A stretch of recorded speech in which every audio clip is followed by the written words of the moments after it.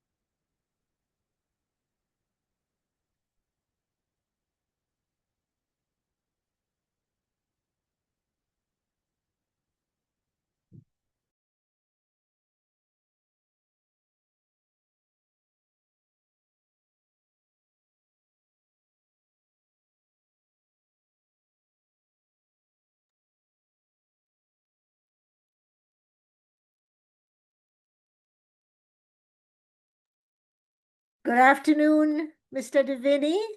I'm seeing you, and good afternoon to our members, our General Manager, Angela Patterson, and our communications PR personnel, Tara Monroe.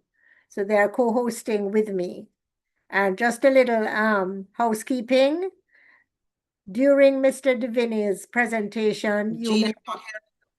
Oh, really? We're hearing. Are you hearing me now? Yes. No? Yes, we can hear you. Oh, okay, great. Are you hearing me, Angelo?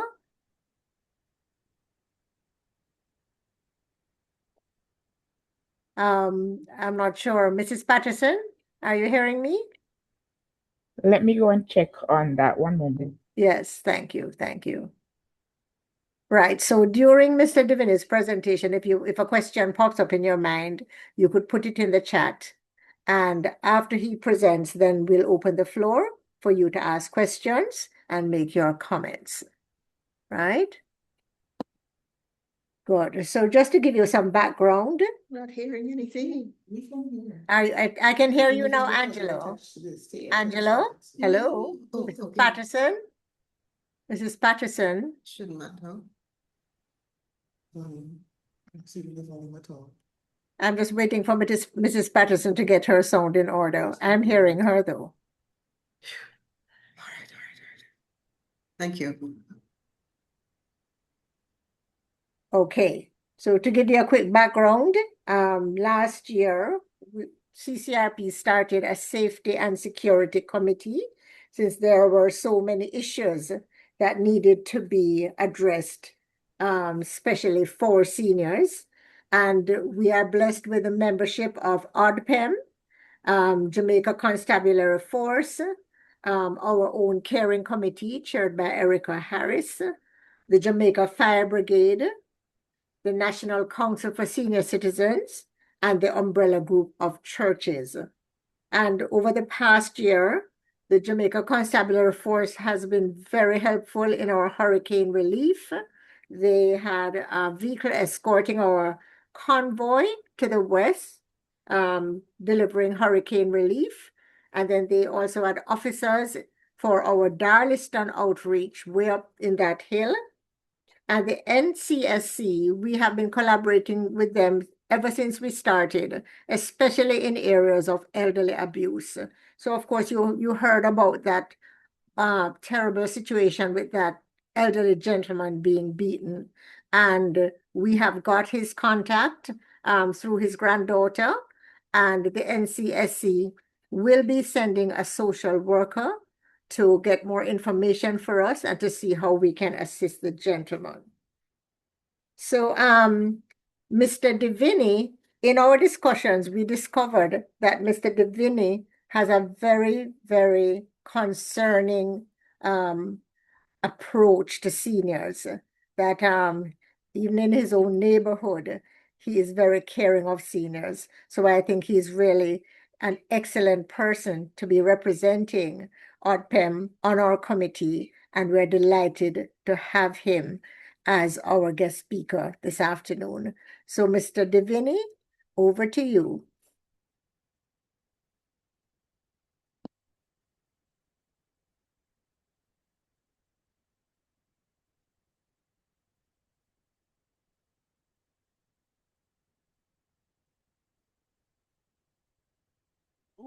Hello, hello, hello. Are you hearing me now? Yes, Yes, we yes. are. We'd love to see you as well. I'm not sure what's going on with my We're seeing you now. We're seeing you and hearing you now. Yes. but they're not working. Oh, all right. Doesn't stop the show, or it won't stop the show today. Hi everyone, I am Mr. Diviney or Garran, whichever is easier for you to call. I am the training officer from the ODPEM, and today I will be sharing some information on how to prepare for disasters. Before I get started though, can I get a feel of the room? How are we feeling today? It's today's what, Wednesday? I think today is Wednesday. Today is Wednesday. How are we feeling today? Feeling good? We're Feeling fine. good We're and fine. thankful. All right. Yes. Eager to hear what you have to tell us. All right, you got to hear. All right, I'm bringing up the presentation. I'm bringing up the presentation right now. Let me know if you can see it or if you're having any issues hearing. No, we're good so far. Give me a second.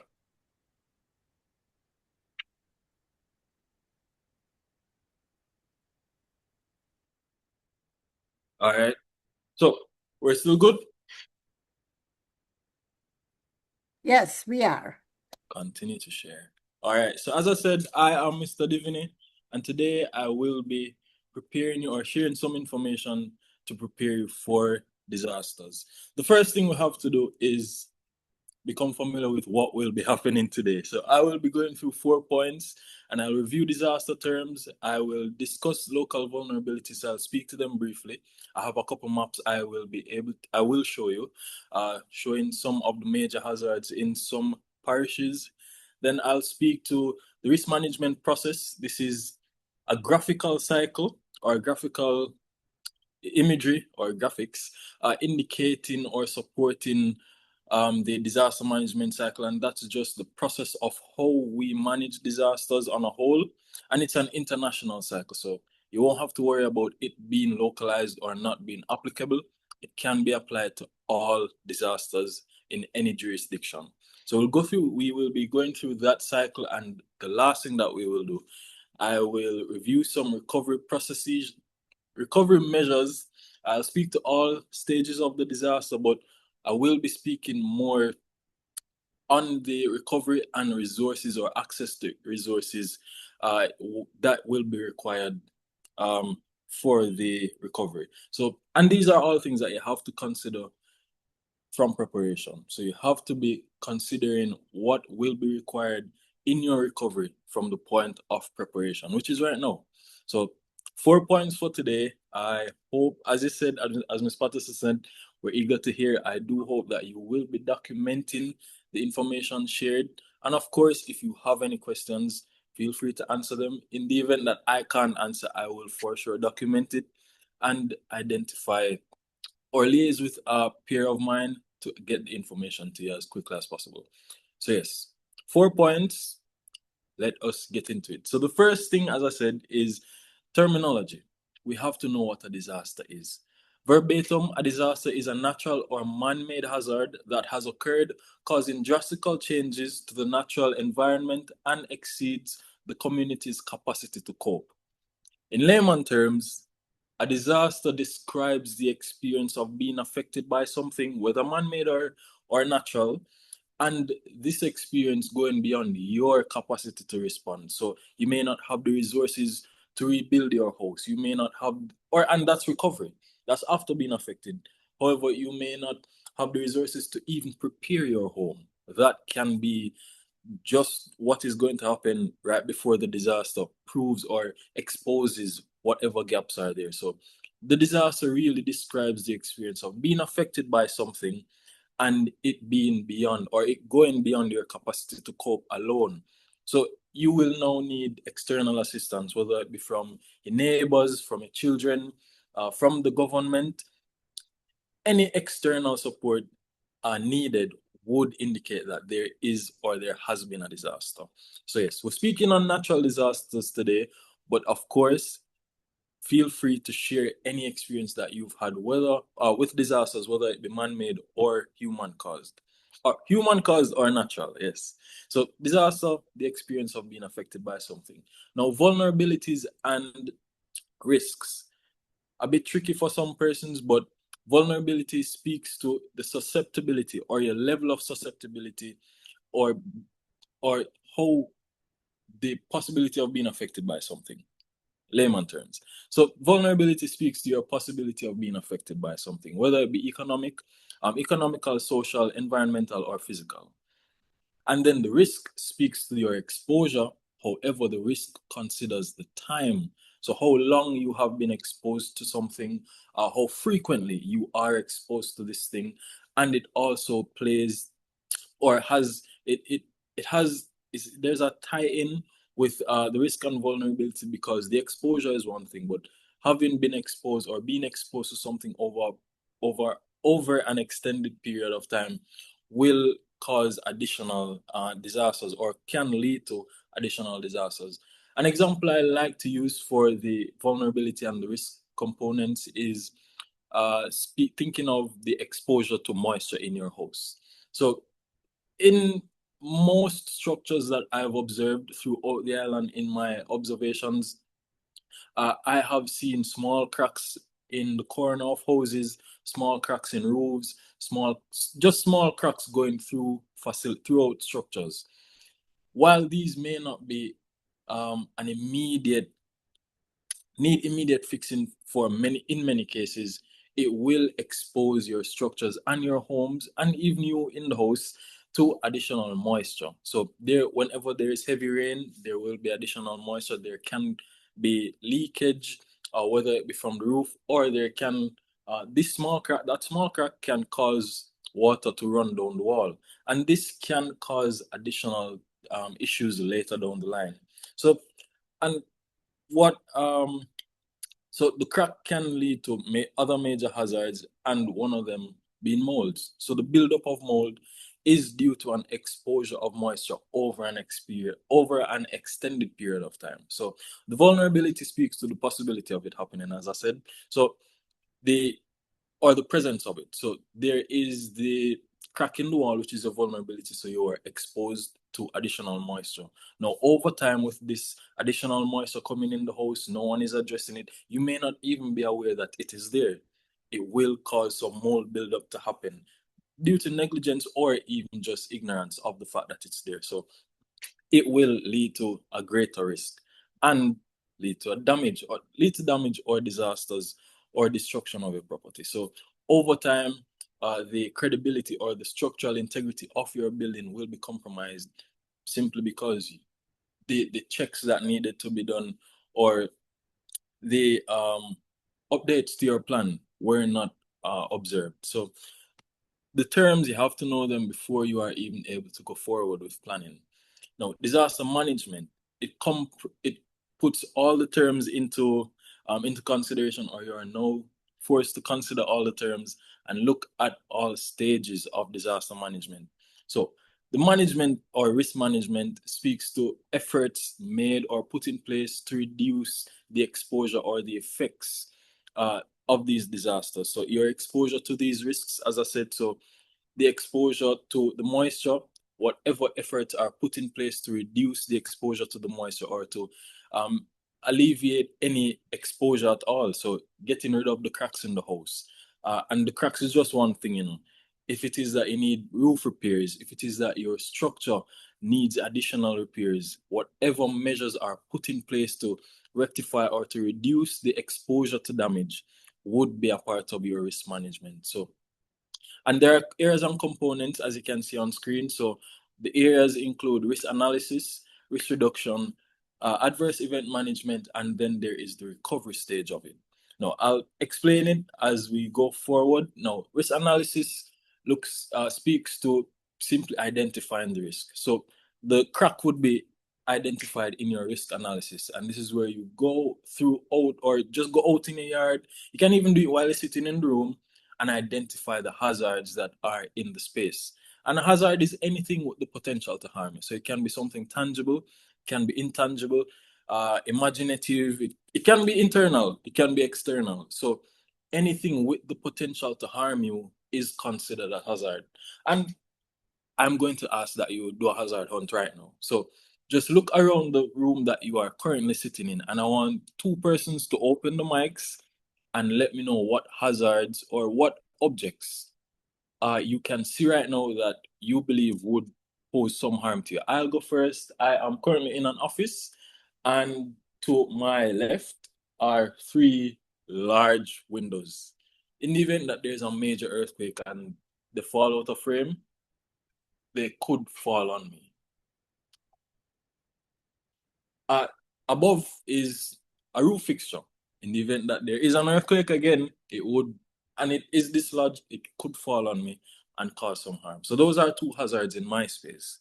I want to hear from 2 persons online.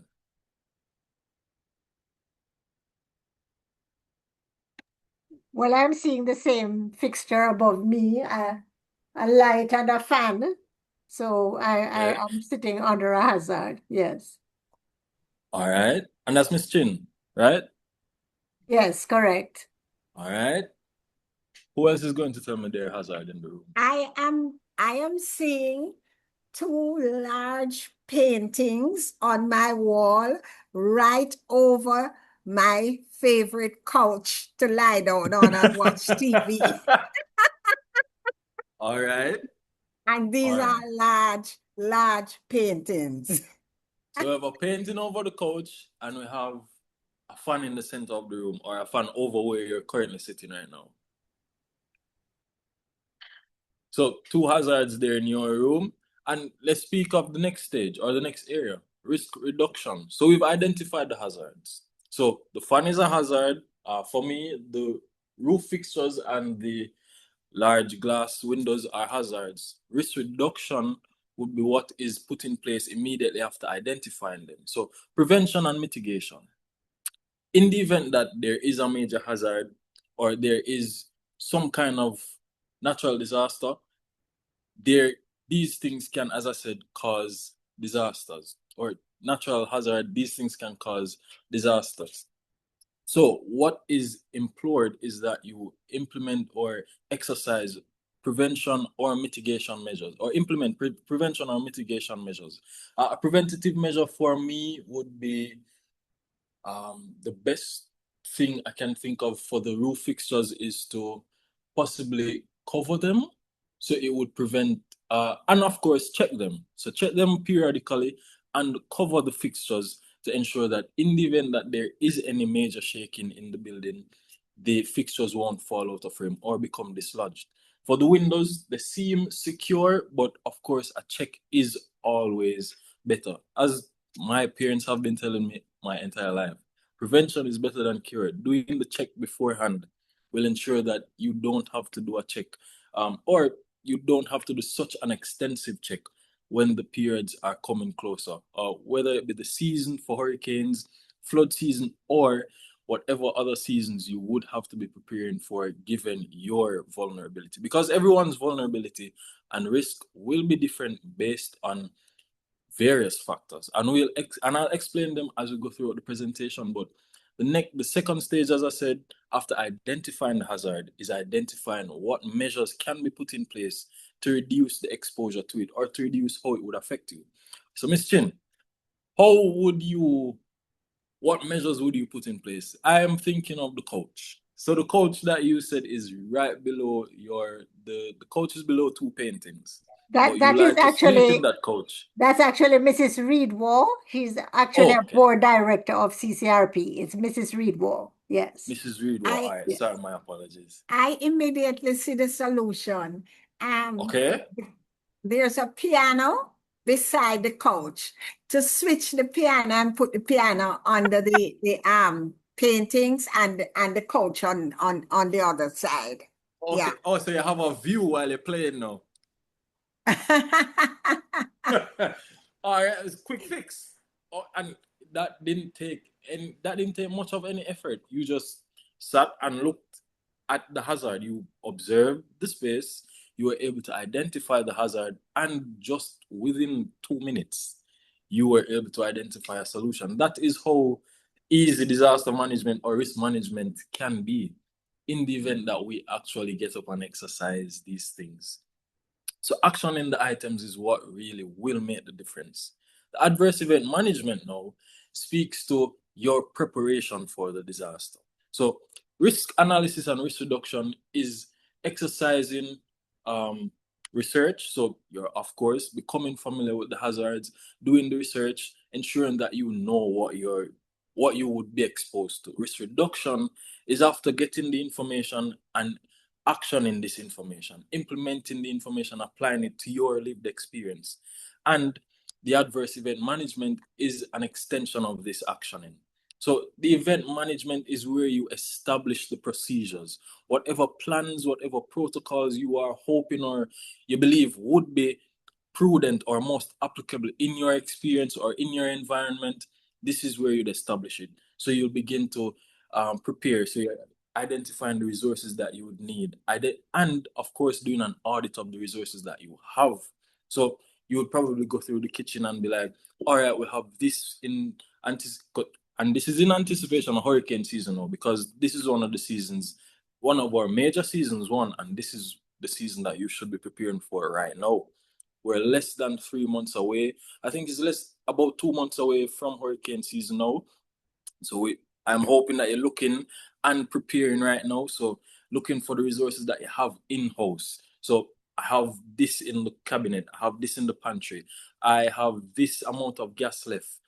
Based on how frequently you would be scheduling or you anticipate a replenishment of the resources that you would need, because it is all set against your personal needs. You're not packing or preparing for anybody else, unless you are actually packing and preparing for someone else.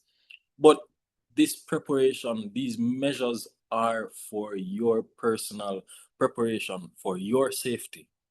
It is on you. The onus is on us as individuals to ensure that we're prepared for these disasters. So preparation, getting the resources together, doing an audit of what you have, what you need, and how you can go forward in the event that you are affected with the resources that you have at the moment. The alert systems, I'm going to implore everyone to become familiar with their community and parish emergency procedures. There are evacuation routes, there are alert sounds, so there are alarms for respective hazards on a national level. Ensure that you are aware of your parish, or better, you're aware of your community evacuation routes and your community emergency protocols. Know the safety officers, know the officers who would be activated or actioning these emergency protocols in the communities. They are there and they are willing to engage with the communities. I have communicated and I have been working in these communities with several of these officers. So if it is that you don't know your community officer, please follow up with me after the session so we can get you in contact with a member or a community member or a community officer close to you, and ensure that you are engaged in the planning procedures. So that is where the alerts are formed. So preparation, alert systems, so the evacuation routes, the zones, the safety points. So there are assembly points throughout communities and within communities, better yet. And these are areas where you would evacuate to, where you would go to in the event that you are unable to stay in your house and you have to evacuate. There are safety points throughout your communities. There are shelters throughout communities. You have to ensure that you know them, because you never know how you will be affected by a disaster. Know them beforehand. And then, of course, the response. Having, as I said, knowing your community and your parish emergency protocols will guide you in emergencies. In a response, it is not ideal, and this is coming from me, it's not ideal to be learning in the moment while the breeze are blowing and the lightning are strike and the flood water run through Kingston. And if you're a Kingstonian, you know what the experience is like if little rain fall. So just imagine you're trying to learn the evacuation route while it's raining and you're in the traffic. Know these things, have this information on hand before being affected by a disaster, so you can practice it. Practice your evacuation routes and identify whether it is truly prudent to use this route or if you will have to use another route. So these are things that you have to know and exercise beforehand. And of course, the recovery. Recovery is broken into two stages in disaster management. It's reconstruction and rehabilitation. During the rehabilitation, this is where utilities are restored. This is really the restoration phase. So utilities are restored, persons are relocated. We identify whether how severely persons have been affected during the rehabilitation and restoration stage. And this is where we are identifying how severely we have been affected as a community. And the second stage, which is reconstruction, is where we have done the analyses. So that's the initial damage assessments. We've done the other assessments to identify how persons were affected, and we are now ready to rebuild. And of course, in every effort after a disaster, while rebuilding, it is prudent to rebuild and build back better. I'm sure we've heard it, whether from the Prime Minister or throughout the traditional mediums. In rebuilding, it is imperative that you build back better. So ensure that you aren't using the same material that, unless it's credible material, you aren't using the same material, or you aren't using someone who isn't certified to do the work. Ensure that these things, dot all the I's and cross all the T's throughout the disaster planning. This will ensure that your recovery and your reconstruction bill isn't as high. And of course, that you are able to respond without having to panic in any way. So areas and components for risk management, I'll just go over them before I skip. Risk analysis, which is where you are identifying your hazards, identifying how you would be affected based on where you are.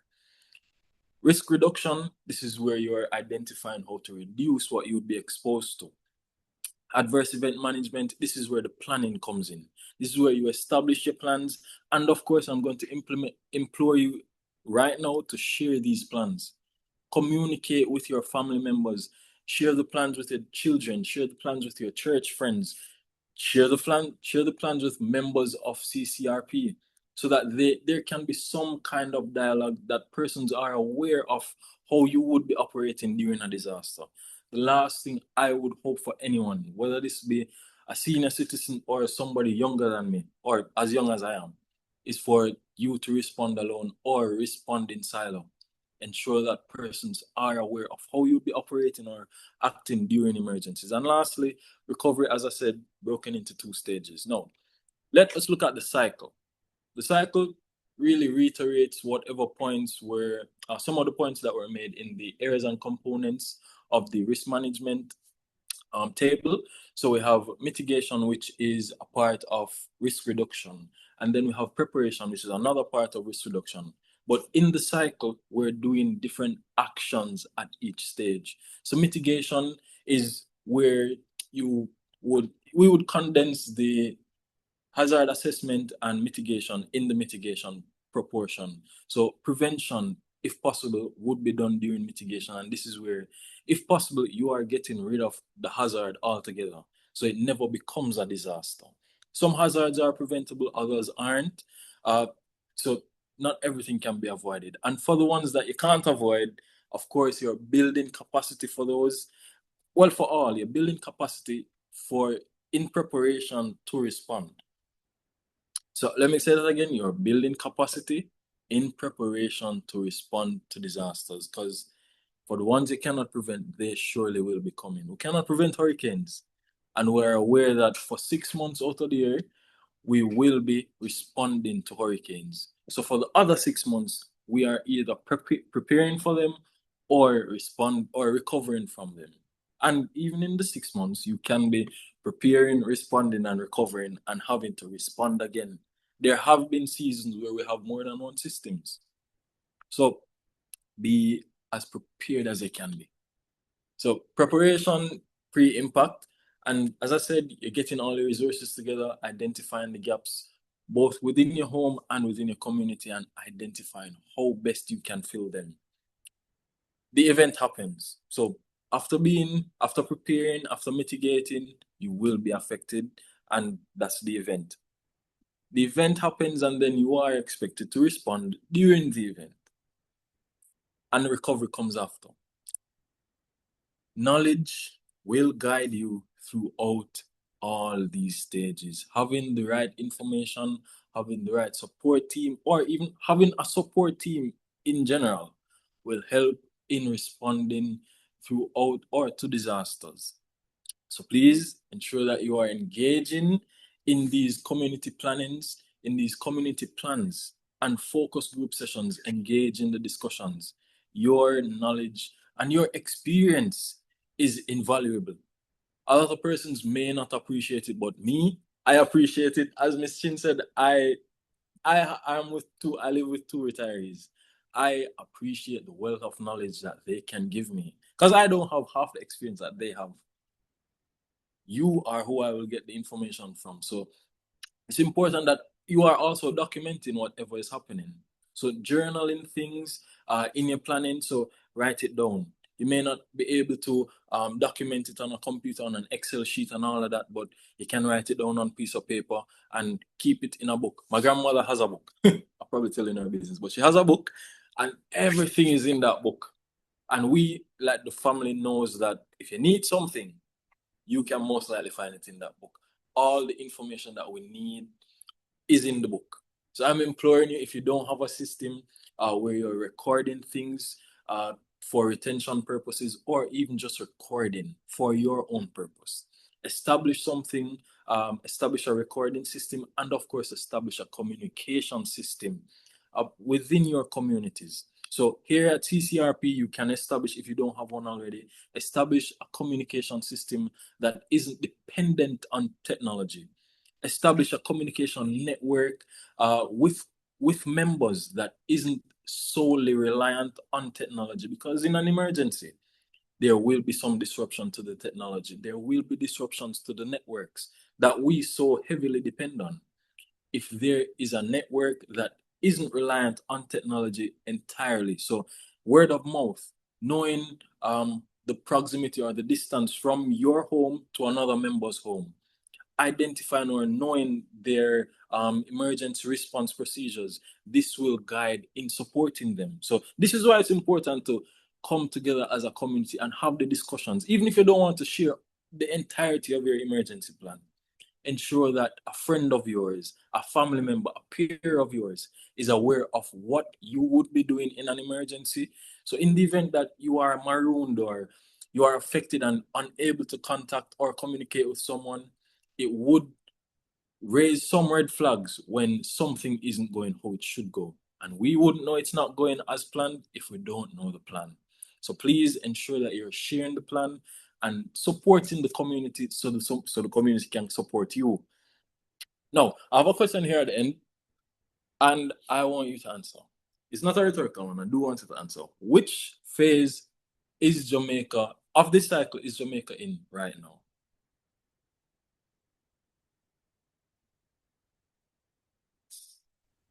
Preparation. Preparation. All right. And wait, that's the final answer. Everyone working with preparation? We're in both preparation Oh. and recovery from the last storm. Right. Yes, I would say recovery. No, but we're preparing for the coming hurricane season as well. All right. You want some time to decide? I would say recovery and mitigation. So recovery and mitigation, I Because heard we're preparation building and response. capacity. So it's a trick question. We're at all the stages. It really depends on which community you're speaking of or which disaster we're making reference to. So in reference to Hurricane Melissa or the previous Atlantic hurricane season, we would be recovering because we're still in reconstruction. There are programs going on now like roofs. One of the programs going out to help persons during or throughout reconstruction. However, there are persons who weren't affected at all and are just preparing for this coming hurricane season. So they're in the pre-impact phase, which is the top half of the cycle. But there are persons, I'm not sure of anyone who is currently responding to any major disasters. I'm not familiar with any natural disasters or major nationwide national disasters happening. But I don't think anyone is in response right now. But we are at every other stage, as far as I am aware. If it is that you are responding to something, please let me know. And let's see if we can identify a way to support you through this. But we're at all the stages. It really just depends on the hazard or disaster that we're speaking of or the region or area that we're making reference to. Now, we'll be looking at local vulnerabilities now, and this is where I'll show you some of the maps. But here are some hazards that we have been exposed to as a nation or as persons within the nation. So we have 12 hazards on screen. So we have earthquakes, fires, landslides, flooding, active shooters, oil spills, pandemics, vehicular collision, terrorism, tsunami, liquefaction, and stampedes. Are there any hazards on screen here that you are not familiar with? I would say liquefaction. What is that? All right, liquefaction is, and I'll be one of those using the word in the definition. Liquefaction is the liquefaction of the ground. And what that means is it's a secondary hazard to an earthquake. So after an earthquake, areas, coastal areas or soft soil areas would be affected by liquefaction. And what happens is the soil becomes less dense. Think of the chorus with the wise man who built his house on the solid ground and foolish man who built his house on the sand. Yeah. So the liquefaction describes the experience of the foolish man who built his house on the sand. So whenever there is an earthquake or any seismic activity, the soil in these areas becomes less dense. So the structures on the soil fall into them. Think of Giddy house. So the soil just becomes loose and the structures fall into them. That's liquefaction. You will observe it throughout coastal areas, as I said, sandy areas, and for Kingstonians, you can observe it throughout the Ligani Plain. So the Golden Triangle environment, where else falls in Ligani Plain? I think Mountain View is a part of the Ligani Plain, but it is experienced mostly or primarily in these regions in Kingston. So yes, that's liquefaction. Any other ones? Where would you put hurricanes? Hurricanes would be storms. Oh, hurricanes is actually not on this. I have never. Thank you for pointing that out. I did not realize that hurricanes or storms are not on here. But No. hurricanes would be storms. Sorry about that. Thanks for observing that as well. Yeah, well, you know, seniors are, as your grandma may tell you, we're very, very observant, right? Keen eye, yes. What I will not see, you surely will. But yes, hurricanes would be storms. And each hazard here is monitored and managed by a different agency. A lot of Jamaicans or persons in the local environment are of the belief that ODPEM is responsible for everything. So we monitor, we manage, we communicate, we do all of this. No, actually. So the ODPEM, if you didn't know, is responsible for policy making in relation to disasters and coordinating resources during disasters on a national level. And it's important. The national level part is very important. In the event that a hazard affects a specific community and that community only, it is managed at a community level. And the resources are taken from the municipal corporation, which is or your parish council offices. So your parish council office or your municipal corporation manages disasters on the parish level. However, in the event that it's a national disaster, it would be ODPEM. So that's just the difference. We are still responsible for disasters. We still ensure that the planning and the resources and everything is done in anticipation that there is a national disaster, that any of these hazards on screen become national disasters. The ODPEM is always ready and provides guidance at other levels, so that's the parish and community level, for disaster management. But in the event that it is only a parish or a community disaster, the resources are managed by another office. Us, but by another entity. There's a question about tornadoes. Tornadoes. So tornadoes would be not cyclones. Why am I missing my words? It's on the side here, you know. It's a windstorm. It's not meteorological. And it's not hydro. Is it? It's not hydro. But tornadoes would be wind disasters.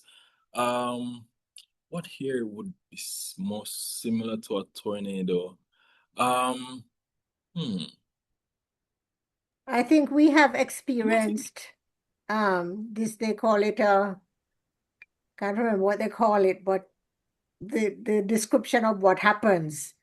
Yeah, I think they call it windstorm or whirlwind. Oh. Something like that. A windstorm. Yeah, it's in a hurricane bracket. Yes. But it's really wind.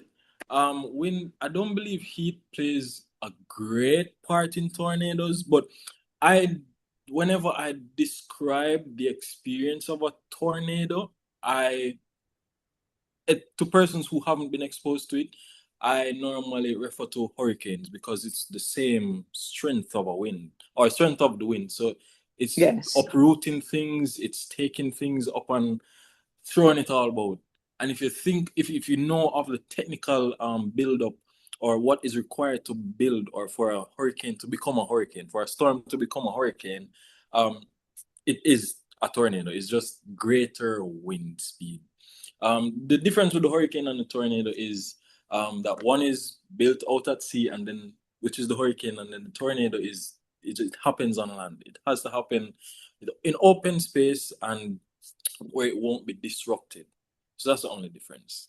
But of course, in the event that you are traveling, become familiar with the hazards that would affect these areas. So these are just some hazards that would affect you in Jamaica as a Jamaican, or if you are in the Caribbean basin. I would add volcanic eruption to this because there are islands with active volcanoes.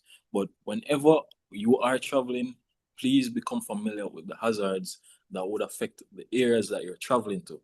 Now, on screen, I have an inundation map. And the map indicates, if you're using the legend, you'll understand it immediately, but I'll explain for those who aren't seeing the legend or don't understand it.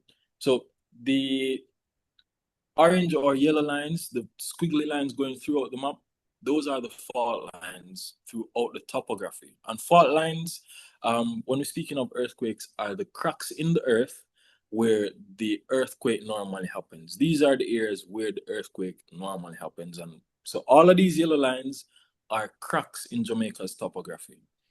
The purple dots going around the perimeter of the country or around the perimeter of the map, those are schools in these vulnerable areas, or schools off the coast in the vulnerable areas. And the mint green line is indicating the inundation zone, or the tsunami inundation zone specifically. What this is indicating, or what this indicates, is that any plot of land, any land that is on the outside of the mint green line, which is on the side of the sea, would sink in the event, or would be inundated in the event of a tsunami off the coast in that area. So let me go again. The mint green line is the inundation line, or the limit to a tsunami in the event that one happens in any of these areas. The purple dots are schools within the inundation zone, and then the fault lines are the orange squiggly or yellow lines that you will observe going through the map here. Do we have any questions about this map or the information?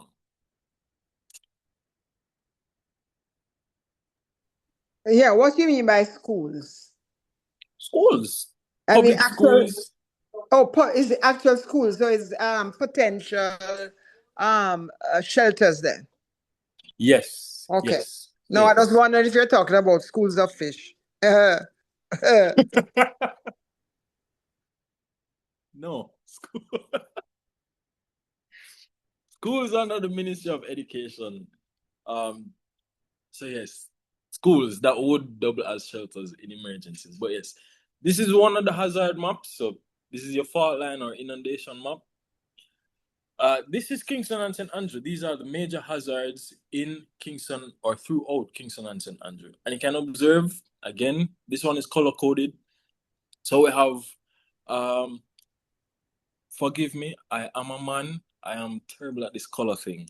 So to me, the mint green at the top here, flooding is represented by mint green, and communities affected by flooding would be New Haven, Seaview Gardens, Augustown, and Cane River.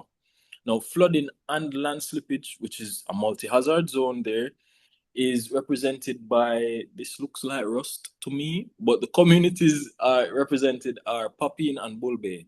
So flooding and landslide will affect areas in and around Papine and Bull Bay. Where are we? Landslide. So the coffee brown, or the brown strip or belt that is going down St. Andrew there, that's all land slippage. And there is a very interesting thing there. There is a fault line going from Bull Bay. In Kingston and St. Andrew, there's a fault line that's one crack going from Bull Bay all the way up to Lawrence Tavern. One fault line. So, and the pattern of landslides, so the belt going down the middle of St. Andrew there is on that fault line. So as I said, from Bull Bay all the way, so Bull Bay, Beto, Bloxborough, Constitution Hill, Gordon Town, Content Gap, Irish Town, Jacks Hill, Woodford. In between Jacks Hill and Gordon Town, there is Cherry Gardens, and Norbrook is on the other side of Jacks Hill there, all affected by land slippage. We have Woodford, Golden Springs, Stony Hill, Temple Hall, Parks Road, Lawrence Tavern, and Brandon Hill, all affected by land slippage. And if you're observing, it's all going down one belt. Jacks Hill has several hazards there. As I said, if you are living in that zone or in the zone of the Ligani Plain, you would be affected by land slippage. Liquefaction is something that will affect you as well, or soft soil. So you'll observe that the soil under your house or throughout your community is shifting sometimes. So one part of the road is high and the other part is low, or there are slipping areas on your land.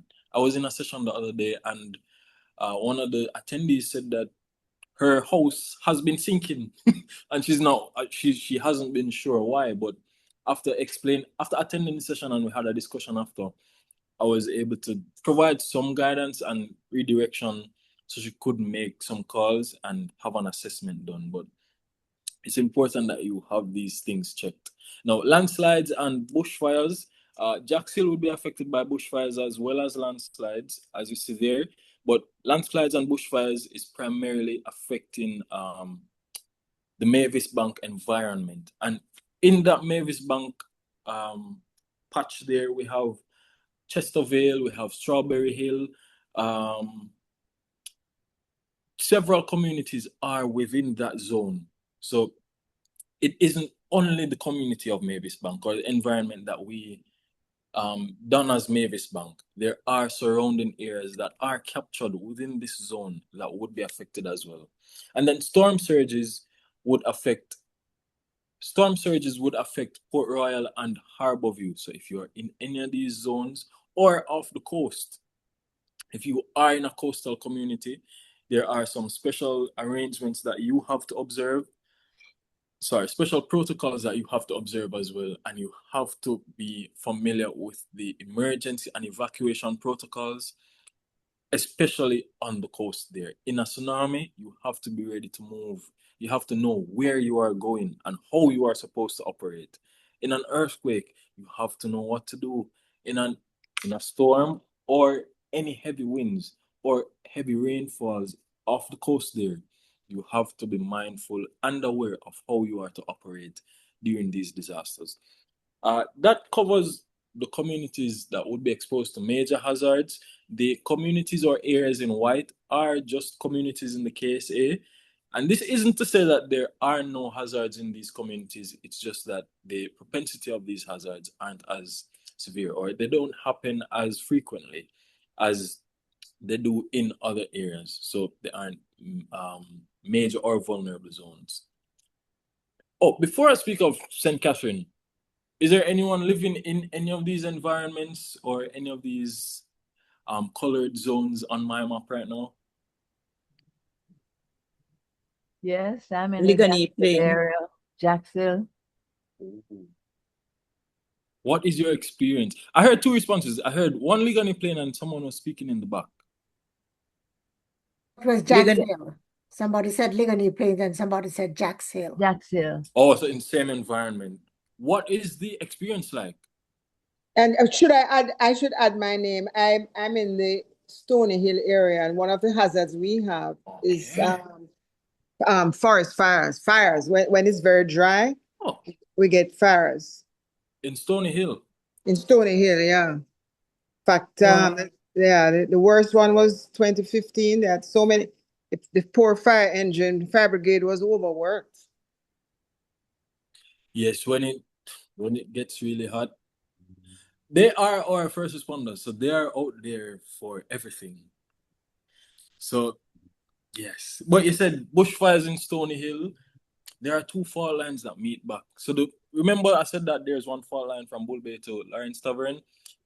It splits at Wimcombe, so that really explains the experience with land slippage and earthquake, or the earthquake experience in those communities. But there are two fault lines meet in Stony Hill or at Temple Hall there. So yeah. But may I, before you go on, for Jacksonville, we have the bushfire hazard as well. But even more so, we have the land slippage, especially in this area where there's a lot of construction activity taking place. Some of them apparently without approval. They start, and then the rains come. We had a situation where all of the hillside fell in the road at one time. It was actually in the Gleaner, and so on. So, the land slippage, particularly because of these developments which are taking place, is a bit of an issue for us. Yes, and the soft soil. So the fault line is one thing, but the soft soil in the area also Right, the right. or exacerbates the situation. But going into St. Catherine is not as bad. It's just that the Sorry, zones are larger. I'm sorry. Before you go to St. Catherine, I wanted to ask a question. How far does a tsunami come up? Like a tsunami down by Marcus Garvey Drive there. How far does it come? All right, so let me go back to this map. The international standard is 10 miles or 10 meters. 10 miles, yes. Which really brings the line by international standards.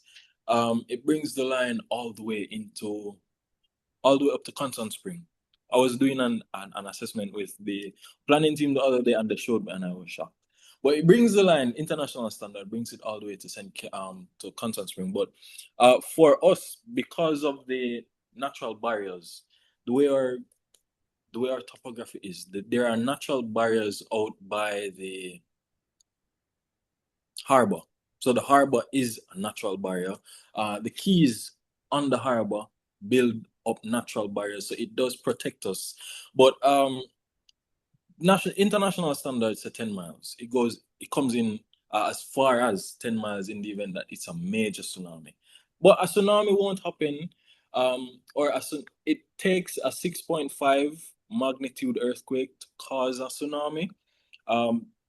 So let's just keep our fingers crossed that there is no earthquake coming that will be greater than 6.5 or even close to it.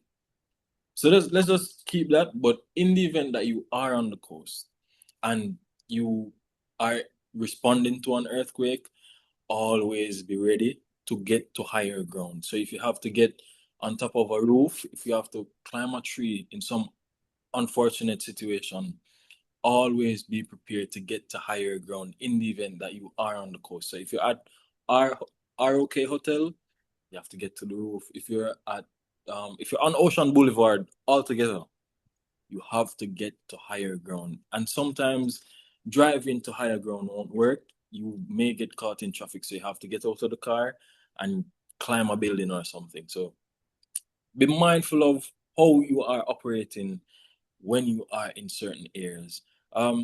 The North Coast is very touchy for me, so I won't stress you about that. I won't raise your blood pressures or anything.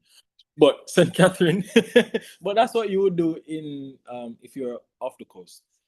But the distance of how far the tsunami waves or the effects will go really depends on the buildup, the natural buildup, or whatever measures were reinforced through mitigation measures. So there are countries with natural barriers. England has a natural barrier that acts as a dam in some way, and it protects them from any external waves. It actually protects them from the sinking coastline, but it does support during external waves from cyclones and things of that sort. But it's all dependent on the infrastructure that is there. For St. Catherine, we have Helsha and Old Harbour Bay affected by storm surge and flooding. Then we have Old Harbour Road being affected by Old Harbour Road and Loidersville being affected by flooding, and Above Rocks and Ginger Ridge affected by landslides, and Glengough, with the addition of Bogwalk here, being affected by landslides and flooding. So in any major rain, persons in Bogwalk and Glengough will both have to find higher ground and hope that they don't slide off whatever higher ground they found. So mindfulness, always be mindful or knowledgeable, better yet, always ensure that you are aware of the protocols for the area that you are currently in. Anyone living in any of these areas in St. Catherine?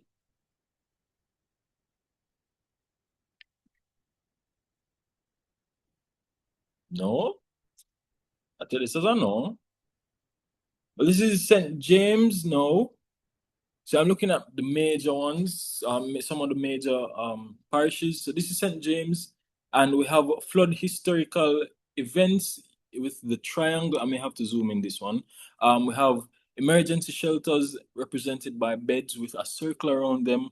We have the tsunami inundation zone, as I indicated in the first map. It would affect the capital of St. James, that's Montego Bay there, and of course the international airport there, Santos International, would be affected as well.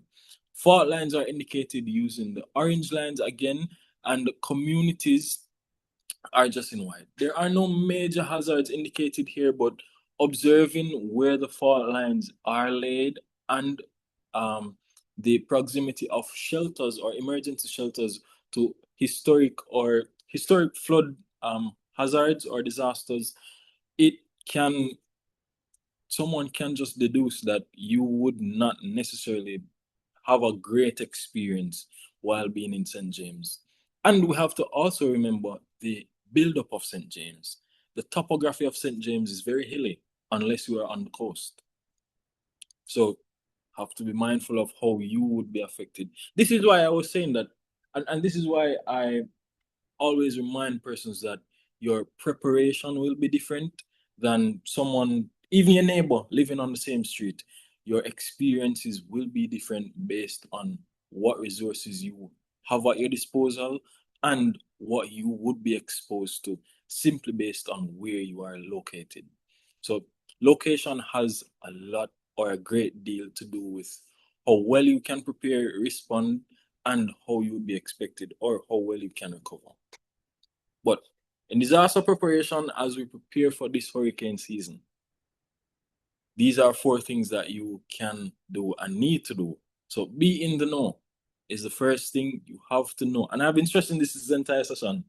Know the protocols, engage with your communities, be mindful while you're operating, and even in planning. You're building capacity, learning all the skills. You are never too old to learn. I'm learning this every day.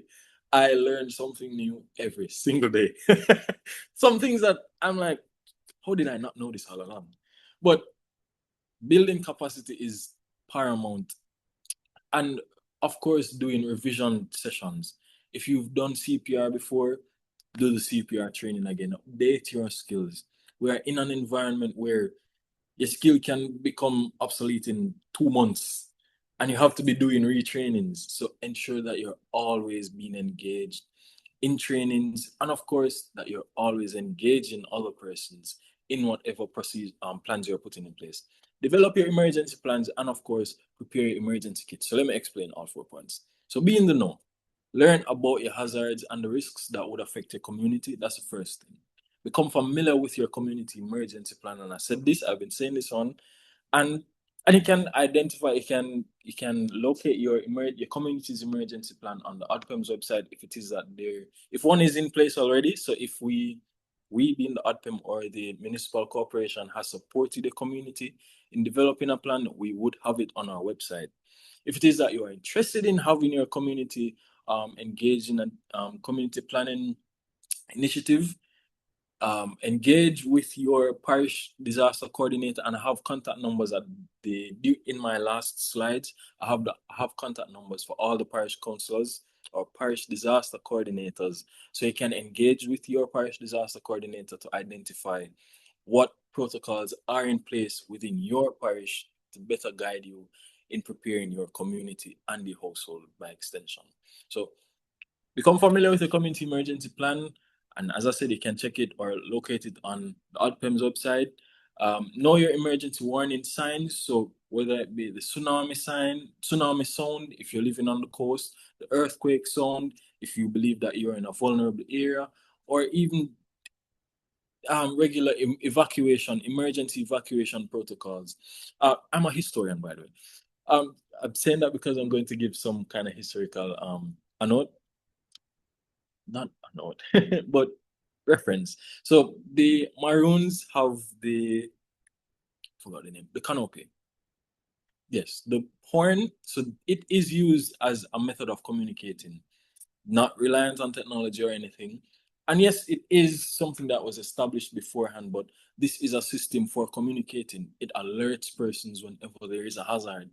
So that canopy sounds off in a particular part of the community, and there's a network of other canopies or horns that is used or are used, the network is used to signify or indicate to persons that something is happening.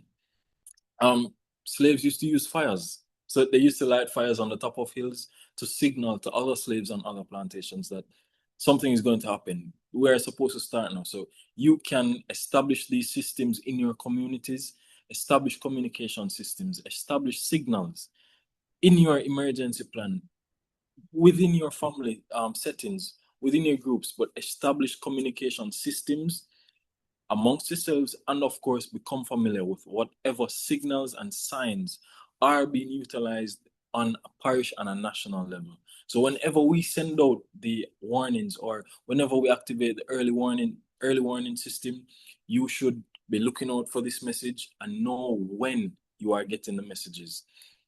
Before I go any further, I do want to mention it because I've observed that a lot of persons confuse some of the messages while we prepare for hurricane season. Some of the messages for during hurricane season are early warning, not early warning, hurricane watch and hurricane warning messages. So the hurricane watch message is sent 72 hours or up to 48 hours before the hurricane is anticipated to make landfall. And this is the hurricane watch. What it's indicating is that there's a system out at sea, there is a possibility that we may be affected, and that we, being the nation, the country, may be affected. Watch, follow the system, follow the news, and of course ensure that you're following credible sources.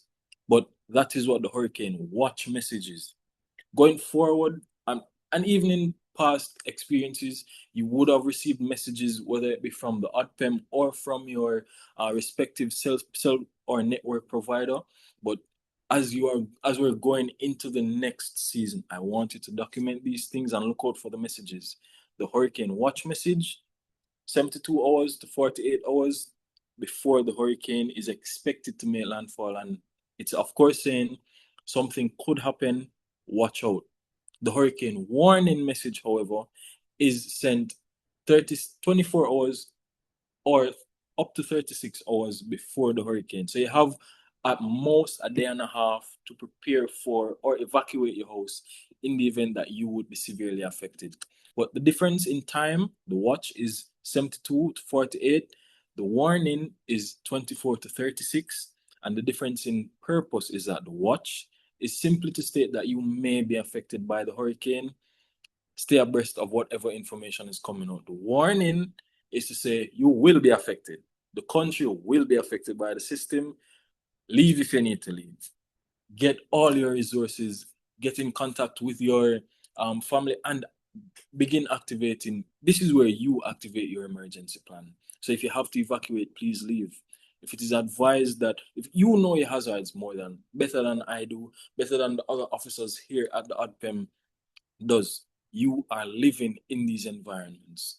I'm imploring you, if you know that you would be affected by something, make the necessary establish the protocols and observe them in emergencies.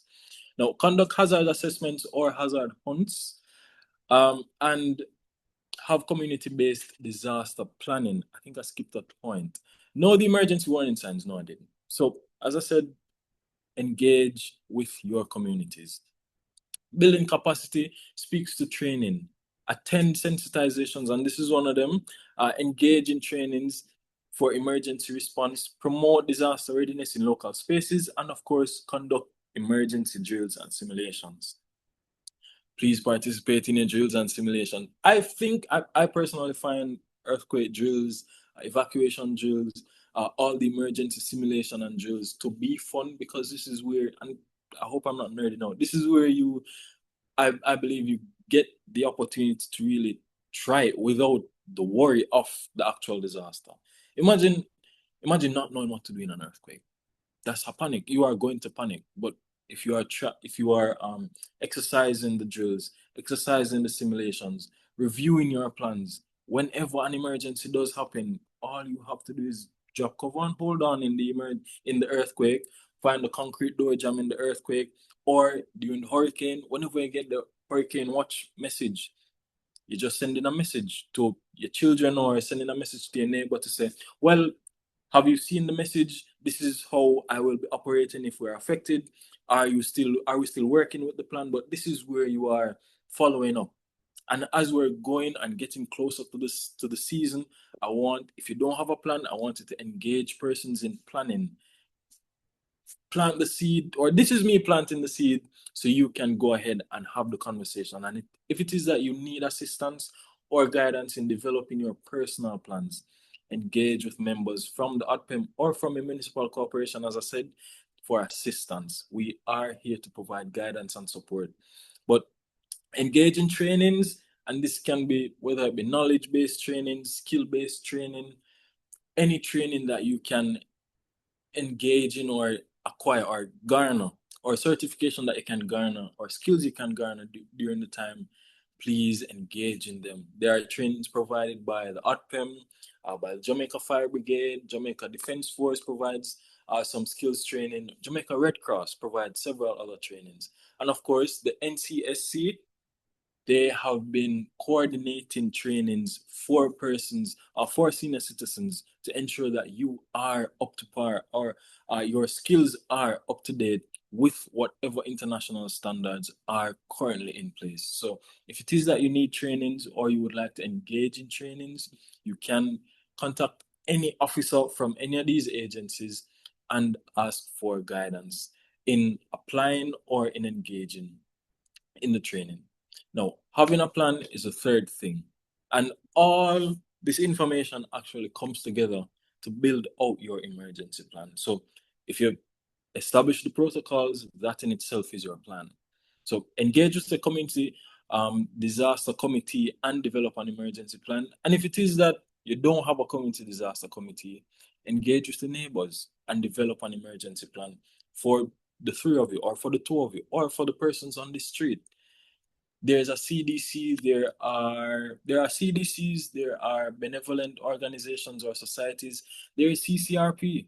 I'm sure there is a committee here and a group of persons, volunteers, I'm sure, or maybe not. There can be staff members who support you in disaster planning, but there are agents throughout these agencies that will support you. So become familiar with the agents and the officers and have them support you throughout this effort. Identify safe zones and assembly areas in your communities. These are areas that would be the safest place. This is where you evacuate to. And for shelters, know the shelters in your environments. Not every shelter will have the same amenities, or your experience at every shelter won't be the same. But in most cases, if you have to evacuate your house, you may have to go to a public shelter. Know where the public shelters are, know how they're managed, who the shelter manager is, and how they're activated. So yes, identify evacuation routes and emergency exit on all buildings, and coordinate your response plan with neighbors. Never plan, respond, or make an attempt to recover on your own.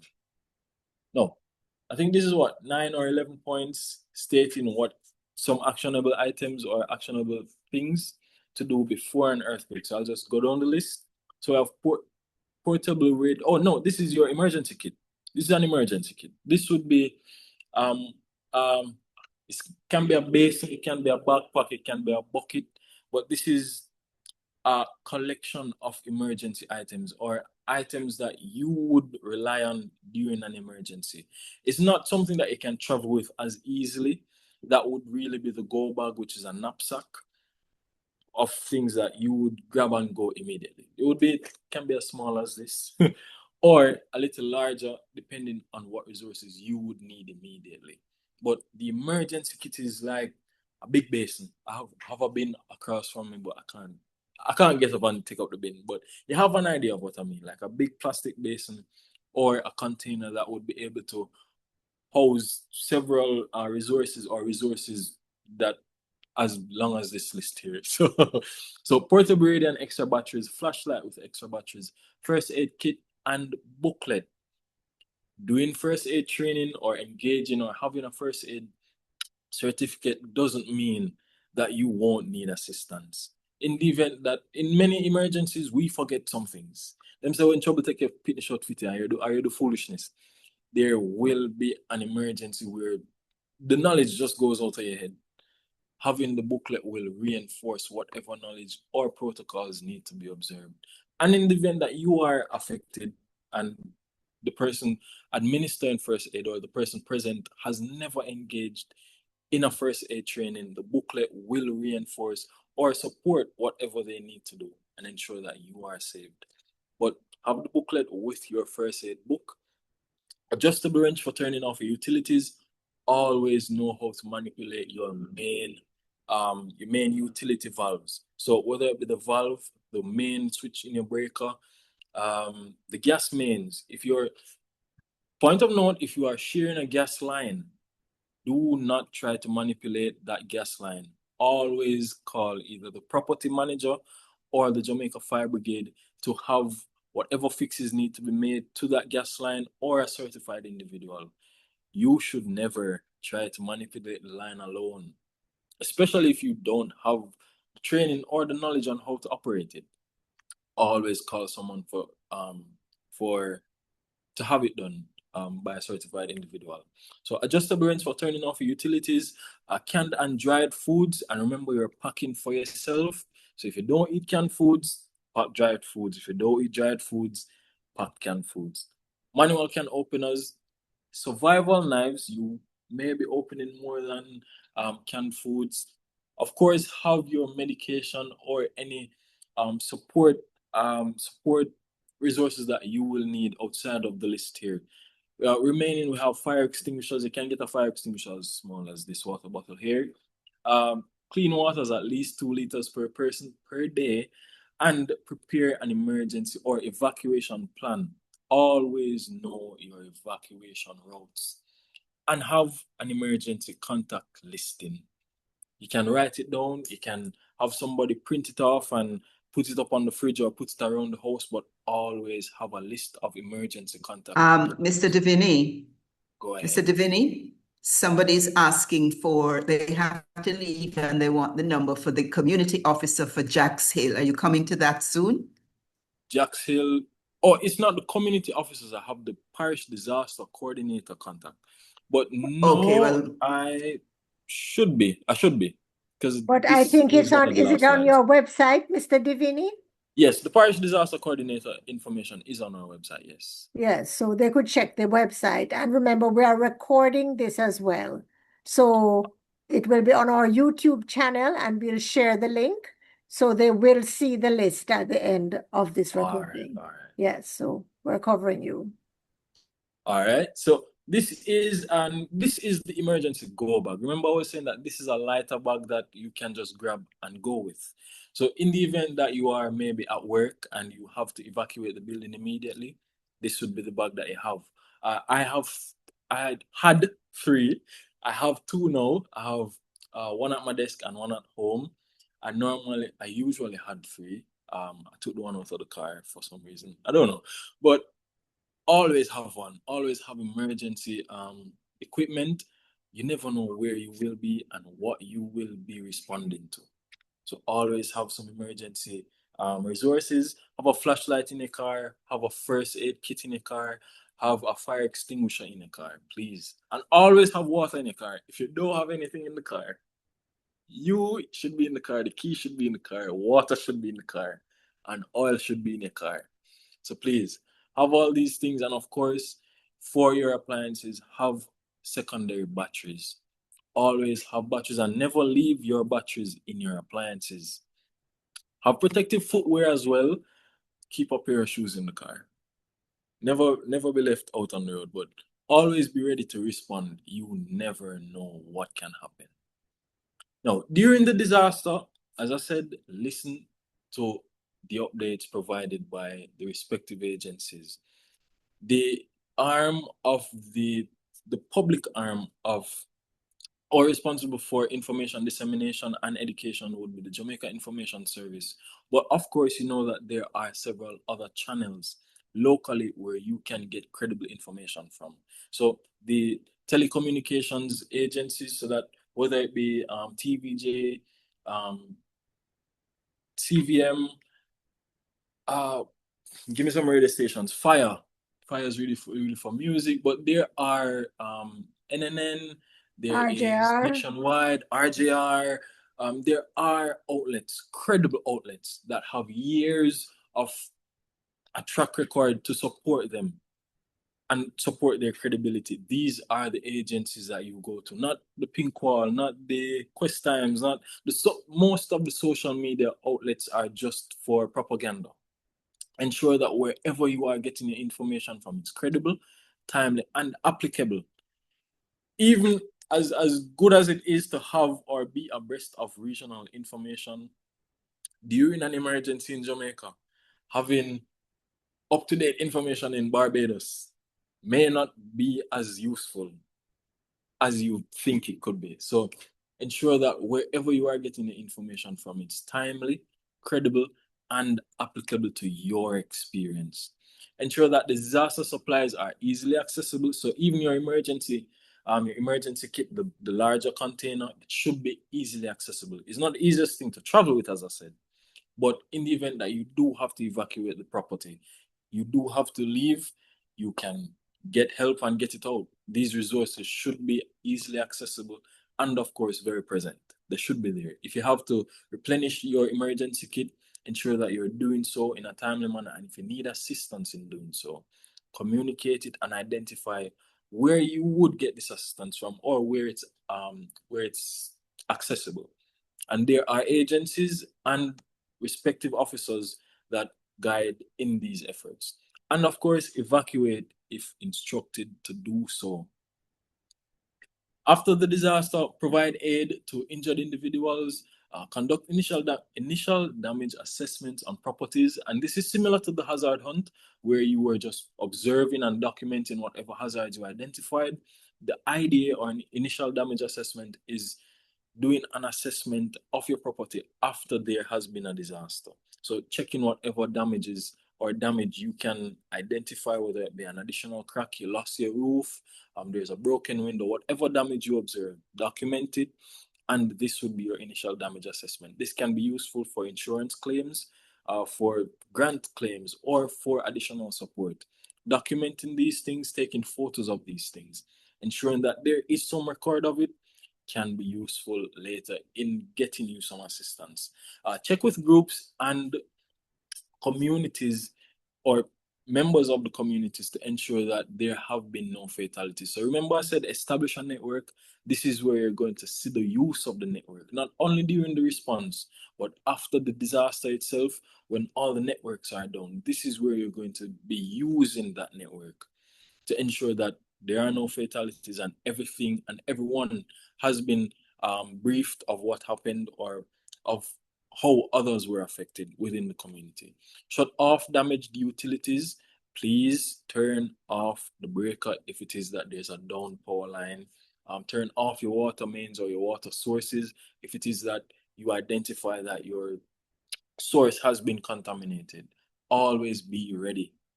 Stay ready so you don't have to get ready. And avoid damaged roadways and buildings. Never overnight in a damaged building. If you observe damage in your structures, as best try to overnight with a neighbor, get assistance from a friend, try to get in contact with someone who can assist and get you to a safer environment. Now, these are some resources that can be accessed and some procedures that are actioned or observed during disasters or after disasters. After Melissa, we observed most of this happening. Well, all of this happened after Melissa. We did have self-reporting on the MLSS, and we still do have self-reporting available for persons affected, whether by Melissa or even Beryl. There are persons who are still in recovery from Beryl. So there is self-reporting, and you would just go on the Ministry of Labor and Social Security's website, and you'll be able to report whatever damages you have experienced or damage you have been exposed to or your property has been exposed to from any of these hazards. So you can self-report and you're reporting on you would be reporting on the damages experienced or observed, and of course you are sharing photos or documentation to prove that this indeed happened. Especially vulnerable groups, the Jamaica Council for Persons Living with Disabilities, JCPD, and the National Council of Senior Citizens have been mobilizing persons since before Melissa. So persons were in the communities, officers were engaging in these communities before the hurricane even made landfall, before there was an emergency. They were sensitizing persons of the respective protocols, of the procedures that should be observed in emergencies. And of course, they supported during Melissa. I was out there with the MLSS officers and the NCSC officers supporting, conducting IDA sessions, getting relief items to persons. We were out in the field in hard boots and water boots. So I am imploring that you engage the officers beforehand. You can just go on the website for most of these agencies. You can go on the website, call the number, and ask for the disaster officer. Each agency has a disaster education and training officer. So these persons are to sensitize and engage the agencies on respective disaster protocols, or not agencies, but the greater public on the disaster protocols that should be observed. Engage them. They won't always be able to get to each individual, but if you can get in contact with them, you can help the effort as well. Psychological support is provided by various agencies. So MLSS, again, with welfare and with the responsibility of welfare and humanitarian support in disaster management for the country, the Ministry of Labor and Security has a large portfolio. So anything welfare or humanitarian related, it would be from the Ministry of Labor and Social Security. Ministry of Health and Wellness, they provide psychological support as well, whether it be counseling or even just emotional support during the recovery phase.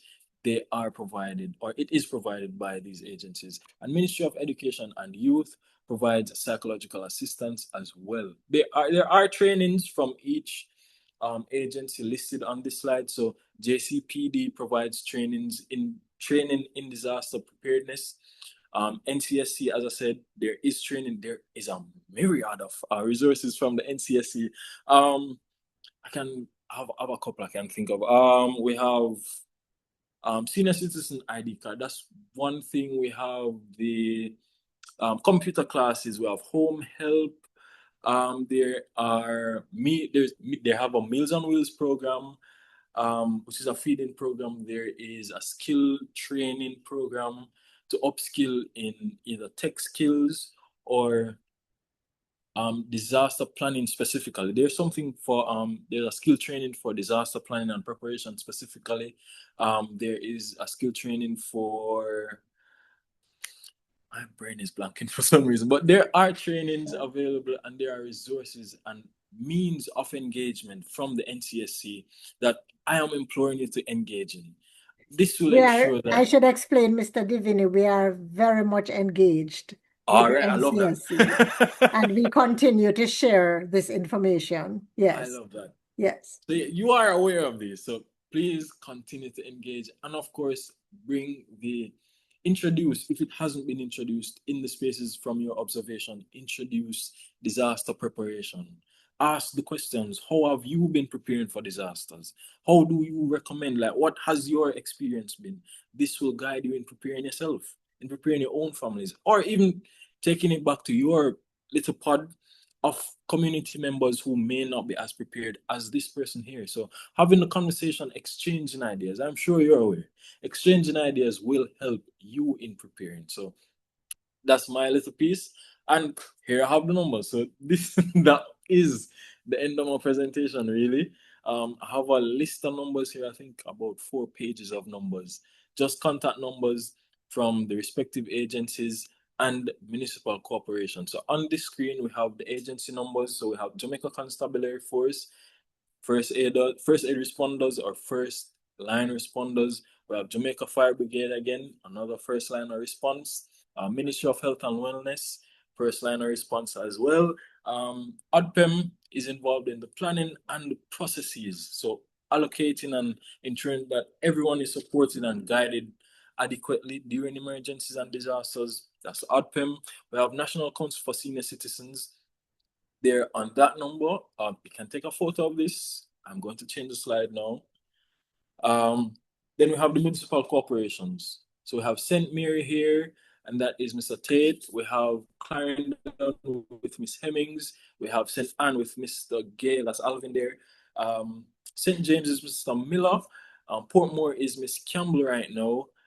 Manchester is Miss Lewis. St. Elizabeth is Miss Lloyd. St. Catherine is Mrs. Thompson. Westmoreland is there second to last with Miss Vaz. Hanover with Miss Spencer. Trelawney here with Mrs. Lewis. Portland with Miss Lewis again. Denise Lewis in Portland. Dion Lewis in Trelawney. And then we have St. Thomas with Martina Medley Good. And the KCMC is run by Miss Terry Forrester, and that is the last number we have here on the slide. And that's the end of my presentation. I hope it was informative. I hope you learned something from the session, and it's something that you can take back to your drawing board. If you didn't have a drawing board before, I hope you have some idea of drafting up one now and putting a plan together in anticipation for this hurricane season, because we don't know how severe it will be. We don't know what it will be. But in the event that it is anything close to what we had last year or the year before that, I want to ensure that you are prepared for the season. So we have all the time. We have 2 months, not all the time. We have 2 months. I'm imploring you to engage with the communities, share the information that you have developed, and ensure that you are prepared. Oh, yes. Well, That's Mr. Diviney, my presentation. thank you. Thank you ever so much for this presentation. It was so comprehensive, detailed, very useful information. And I took photographs a while ago of those slides, the 3 slides, because then I can post them on our social media pages to say, Right. a quick look and then give them the link once we post this recording. So we are extremely grateful to you for preparing such a comprehensive teaching a model for us. And it was important that you took your time because, disasters, when disasters strike, you're not really you panic. So to be prepared is the most important thing. And Melissa has taught us a very hard lesson. And I think we are now even more tuned in to being prepared and protecting ourselves. And you have done a great deal to ensure that we do this. And we are very, very appreciative of your presentation. Thank you very, very much. Thank you. It was my pleasure. It was All my right. pleasure. Thank you. Just to say to everyone, we will continue our presentations on safety and security next week, Tuesday, same time. We will have one from the Jamaica Fire Brigade. Thank you very much, Mr. Diviney. Thank you. Bye, everyone. Have a good afternoon. Thank you. Bye, everyone. Bye-bye. Bye. Bye-bye.